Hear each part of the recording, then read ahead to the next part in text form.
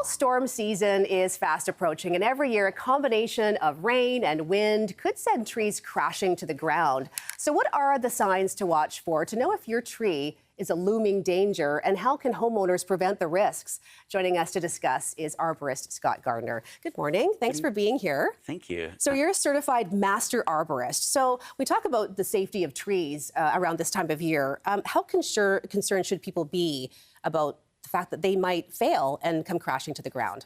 I would say very concerned. With trees, they're always, like, if you're in an incident with a tree, then it's going to be significant, the damage that happens. So making sure to manage your trees and keep them healthy is really important. So is it possible to look at a tree and anticipate that there might be a problem, that there could be a branch that will fall or the tree itself will fall down?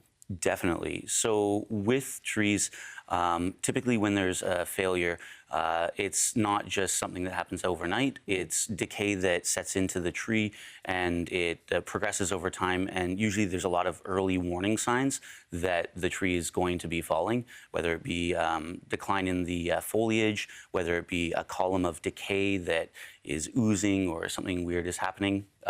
Those will give you an indication that the tree is about to fail, and we can anticipate that and deal with it ahead of time. Okay, so let's talk more about those signs to look for. So what are some things that people could look at? And I suppose it depends on the type of tree as well, but what kinds of things would people be able to look at the tree and say, okay, there could be a problem here, I should get it checked out?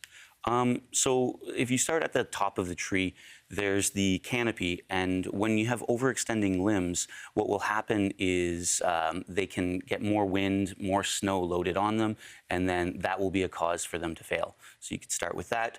Also, there are pests that attack trees. Right now, emerald ash borer just was discovered in Vancouver this year, and that's something that's going to completely kill the ash trees. So identifying those earlier on and doing treatments on the trees to deal with them will help. You can also look at the main trunk. When you're looking at the trunk of a tree, the typical tree has just plain bark around the outside. When you see abnormal patterns or oozing or other things, that will be an early warning sign that the tree could have issues. So you probably get calls at this time of year then to come take a look at trees. And is there anything preemptive that people can do to ensure the health of their tree, to make sure they don't have problems down the road? Definitely.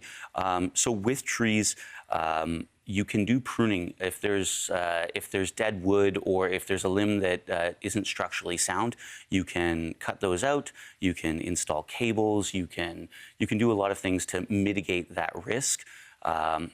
Further fertilizing, watering, mulching your trees, keeping the health of the trees up, anything that you can do to give the tree more energy to sustain the harsher environment in the wintertime. Is this the time of year where you will get a lot of calls once the weather starts turning? We would get a storm, winds. Like, how many calls would you go on after reports of a branch falling on a car or just coming down in a yard? When we have a storm event, typically we can get anywhere from like 5 to 10 calls per day of just trees that have completely failed on the house, on the car, and it's a catastrophic failure right from the base. Fallen limbs, other problems will happen also. Yeah, so this is the kind of thing you want to try to avoid if you can.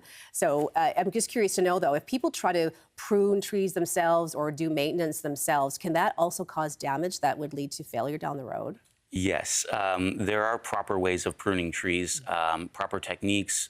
There's the hazard of doing the work yourself without the proper training, but also if you're not aware of the growth patterns of the trees, by doing the pruning, you can cause more issues. Topping trees, for example, a lot of people have larger trees and think that topping the tree will make it so that it's safer.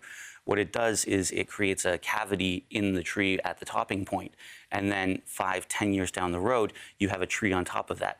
It fails, and it's a tree falling from the sky rather than being managed properly. Yikes. Yeah, you got to avoid that at all costs. Okay, well, hopefully everyone can stay safe as the weather turns. And great advice this morning for people to watch out for things in advance. Yeah, Thanks, thank you Scott. so much. Thanks for joining us this morning.